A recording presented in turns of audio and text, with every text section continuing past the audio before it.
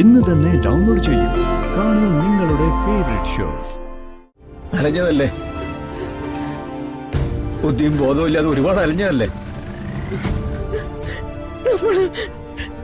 നമ്മളിനി എന്ത് ചെയ്യും? കൂട്ടിക്കൊണ്ടുവരണം, പരിചരിക്കണം, പ്രസവിക്കട്ടെ. സുകുമാരി അമ്മ ഇവിടെ നിൽക്കുന്നിടത്തോളം കാലം അത് ഒരു കാരണവശാലും സംഭവിക്കില്ല. ഇനിയിപ്പോ ബലമായിട്ട് പ്രിയങ്കയെ കണിമംഗലത്ത് നിന്ന് പുറത്താക്കാന്ന് പറഞ്ഞാ അവളെയും കൊണ്ട് സുകുമാരിയമ്മ നേരെ പോകുന്നത് പോലീസ് സ്റ്റേഷനിലേക്കായിരിക്കും. അപ്പൊ പിന്നെ വരുൺ ആരാകും? ഗർഭിണിയായ ഭാര്യയെ വേറെ ഒരുത്തിയുടെ കൂടെ ജീവിക്കുന്നതിന് വേണ്ടി സ്വന്തം ഭാര്യയെ തെരുവിലേക്ക് വലിച്ചെറിഞ്ഞ് പെരുന്തുഷ്ടൻ. കാര്യങ്ങള് വളരെ ഫാസ്റ്റ് ആയിരിക്കും. വരുൺ അകത്ത് പോകും. അതല്ല, അകത്ത് പോകാതിരിക്കണമെങ്കിൽ പ്രിയങ്കയെ സ്വീകരിച്ച് രാധിക പുറത്തു പോവും. ഹോ, എങ്ങനെ നോക്കിയാലും നമുക്ക് മനസ്സെന്നറിയാനുള്ള കാഴ്ചയുണ്ടാവും. ചെയ്തു കൂട്ടിയതിനൊക്കെ എങ്ങനെ പ്രതികാരം ചെയ്യേണ്ടതെന്ന് ഉറക്കത്തിൽ പോലും ആലോചിച്ച് കിടക്കുന്നതാ. അതിനൊരു വഴിയായി. അനുഭവിക്കട്ടെ എല്ലാവരും. ഇല്ലാ കഥകൾ എനിക്കെതിരെ കുറെ മെനഞ്ഞുണ്ടാക്കിയതാ. അതിനുള്ള കൂലിയാ ഇപ്പൊ അനുഭവിച്ചോണ്ടിരിക്കുന്നെ. സുകുമാരിയമ്മ തളർന്നു പോയാലും നമ്മൾ വിടില്ല. വിഷം കുത്തിവെച്ച് സുകുമാരിയമ്മയെ കൊണ്ട് പ്രതികാരം ചെയ്യിപ്പിക്കണം. ഈ കുടുംബത്ത് ഇനി സ്വസ്ഥമായി ഒരാളും ഒരിക്കലും ഉറങ്ങാൻ പാടില്ല.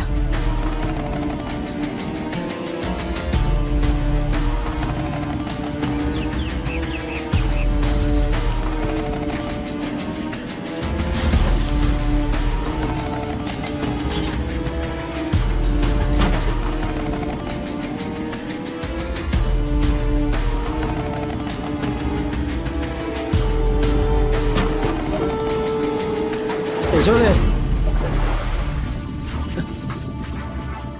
യശോദേ, താൻ പെട്ടെന്നൊന്ന് റെഡിയാവ്. ഒരു സ്ഥലം വരെ പോവാനുണ്ട്. എങ്ങോട്ടാ ദേവേട്ടാ? വരാൻ പറഞ്ഞാ വന്നാ പോരെ. വേറെ കാര്യങ്ങളൊക്കെ എന്തിനാ അന്വേഷിക്കുന്നേ?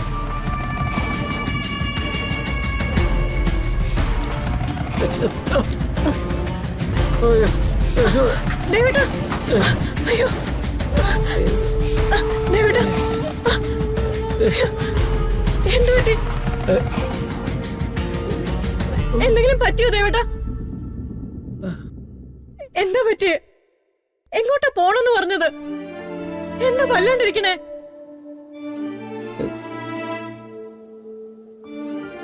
രാധികമ്മോട് വിളിച്ചിരുന്നു, അങ്ങോട്ട് പോണം.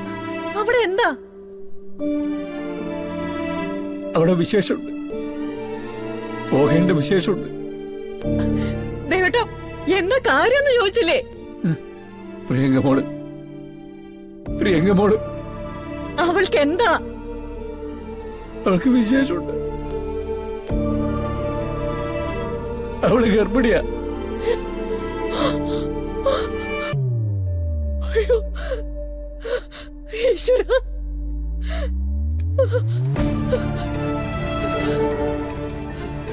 അയ്യോ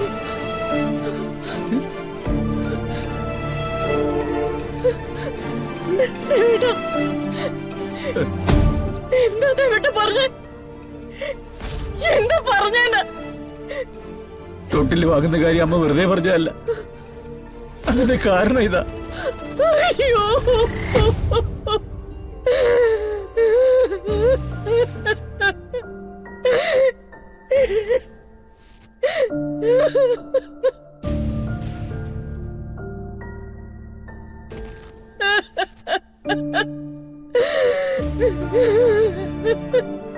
മരണത്തിന്റെ അടുത്ത് വരെ പോയതാ ഞാൻ. ദൈവങ്ങൾ കൈ പിടിച്ച് കൊണ്ടുവന്ന് നിർത്തി. അങ്ങനെ അങ്ങ് പോയാരാ ദേവനാരായണ. അനുഭവിക്കാൻ ഇനി കിടക്കില്ലേ എന്ന് പറഞ്ഞു. അലഞ്ഞതല്ലേ,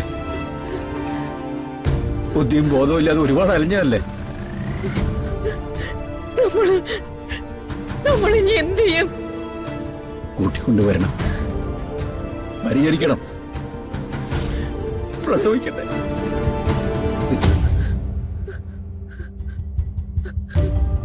അപ്പൂപ്പനും അമ്മൂമ്മയും അവൻ കൊതിയായിരുന്നില്ലേ നമുക്ക്? അതിപ്പോ ഈ വിധത്തിലായി.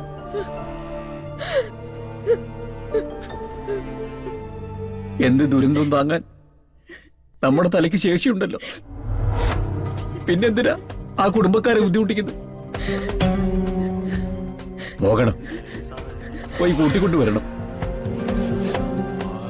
ചോദിക്കുന്നവരോടൊക്കെ പറയാൻ കൊള്ളാവുന്നൊരു കഥ ഉണ്ടാക്കണം.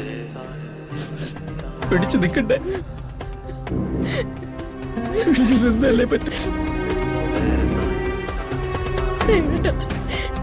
ഞാൻ പറയുന്ന ഒന്ന് കേക്ക്. ഇങ്ങനെ ആകാതെ. ഞാൻ ചെയ്ത പാപം എന്താന്ന് എനിക്കറിയില്ല. എന്തിനായി ശിക്ഷ എന്നും അറിയില്ല. പക്ഷെ കൊല്ലുക, ജീവനോടെ കൊല്ലുക.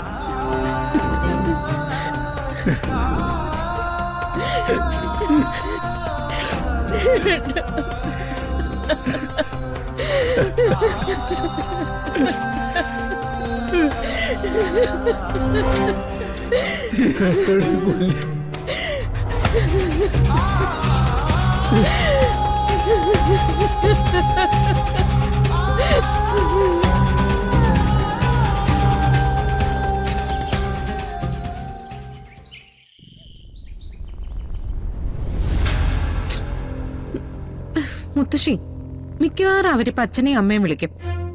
അച്ഛനും അമ്മയും ഈ കാര്യം അറിഞ്ഞ പിന്നെ ഒരു കാരണവശാലും എന്നെ ഇവിടെ നിർത്തത്തില്ല. ഇപ്പൊ തന്നെ വിളിച്ചോണ്ട് പോവും. മുത്തശ്ശിയുടെ കൂടെ ഇരിക്കുമ്പോഴാണോടി നീ പേടിക്കുന്നേ? എന്തെങ്കിലും കാരണവശാൽ എനിക്കും നിനക്കും ഇവിടുന്ന് ഇറങ്ങേണ്ടി വന്ന കണിമംഗലത്തിന്റെ അവസാനത്തെ കഴുക്കോലും തീയിട്ടിട്ടേ നമ്മൾ ഇവിടുന്ന് ഇറങ്ങും. നമ്മൾ എത്ര പറഞ്ഞാലും ആരും ഒന്നും വിശ്വസിക്കില്ല മുത്തശ്ശി. ബഹളം വെച്ചാ പിടിച്ചോണ്ട് പോയി ചെക്കപ്പ് ചെയ്യുമെന്നൊക്കെ പറഞ്ഞാലോ? അതിനു മുമ്പേ എത്രയോ കാര്യങ്ങൾ ഇവിടെ നടക്കാനുണ്ട്. ഇടി അവര് ബഹളം ഉണ്ടാക്കട്ടെ, അതിനെനിക്ക് ഒരു എതിർപ്പുമില്ല. അവരിങ്ങോട്ട് ഒന്ന് പറഞ്ഞ അങ്ങോട്ട് 100 പറയാൻ എനിക്കറിയാം. വരുണിന്റെ ഭാര്യയായിട്ട് നിന്നെ അംഗീകരിക്കലല്ലാതെ ഇതിന് വേറെ ഒരു മാർഗവും ഇല്ല. പിന്നെ ഇവിടുന്ന് ഇറങ്ങുന്ന രാധിക തിരികെ ആറ്റുവാശ്ശേരിയിൽ എത്താതിരിക്കാനുള്ള മാർഗങ്ങള് ഞാൻ നോക്കിക്കോളാം. നീയും വരുണും ഒന്നിച്ചു നിൽക്കുമ്പോ നിങ്ങളുടെ ദൃഷ്ടി പോലും പെടാത്ത ഒരു ദൂരത്തേക്ക് രാധികയെ അയക്കുന്ന കാര്യം ഞാൻ ഏറ്റു. എന്താ വേണ്ടെന്ന് മുത്തശ്ശി തീരുമാനിച്ചോ? മുത്തശ്ശി പറയുന്ന പോലെ ഞാൻ അഭിനയിച്ചോളാം.